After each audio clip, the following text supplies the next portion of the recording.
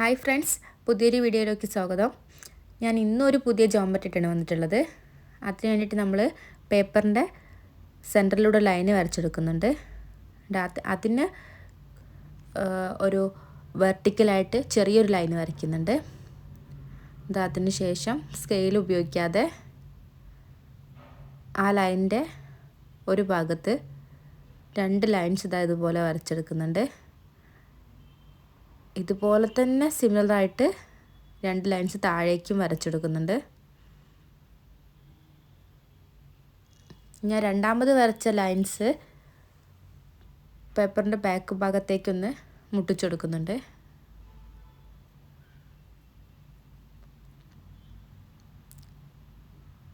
താഴേക്ക് 2 ഭാഗത്തും ഒരുപോലെ ലൈൻസ് വരച്ചെടുക്കുന്നുണ്ട്.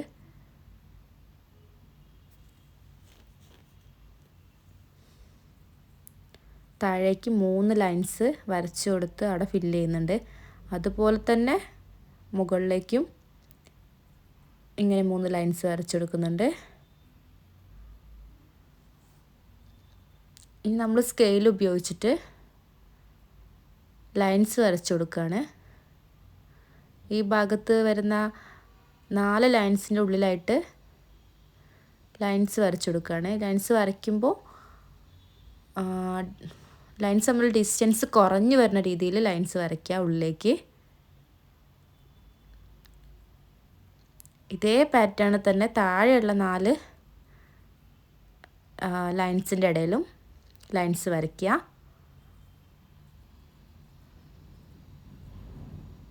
അകത്തേക്ക് പോകും തോറും ലൈൻസ് നമ്മൾ ഡിസ്റ്റൻസ് കുറഞ്ഞു വരുന്ന രീതിയിലാണ് വരയ്ക്കണത്.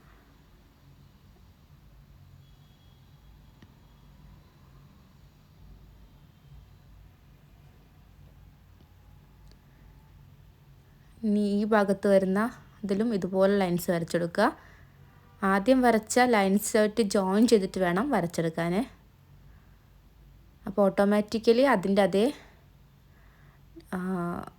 സ്പേസ് തന്നെ വരുള്ളൂ ഈ ലൈൻസുകൾക്കിടയിലും.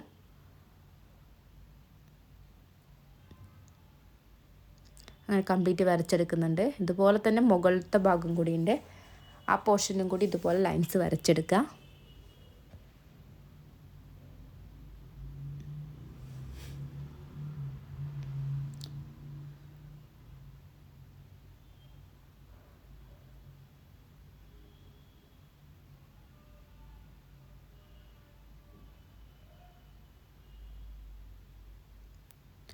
ഇനി നമുക്കിത് കളർ ചെയ്തെടുക്കണം. ആൾട്ടർനേറ്റീവായിട്ട് കളർ ചെയ്തെടുക്കുകയാണ് ചെയ്യുന്നത്.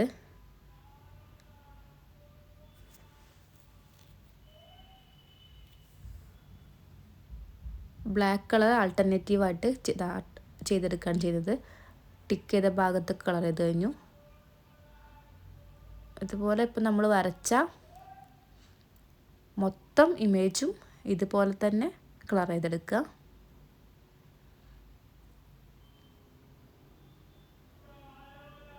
കളറിങ്ങിലാണ് ഇതിൻ്റെ ഭംഗി കിടക്കുന്നത്.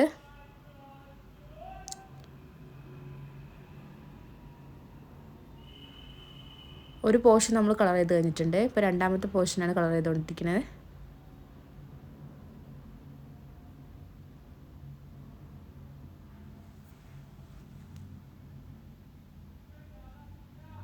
ഇത് കംപ്ലീറ്റ് കളർ ചെയ്തിട്ടുണ്ട്. ഇതാണ് നമ്മുടെ ഫൈനൽ റിസൾട്ട്.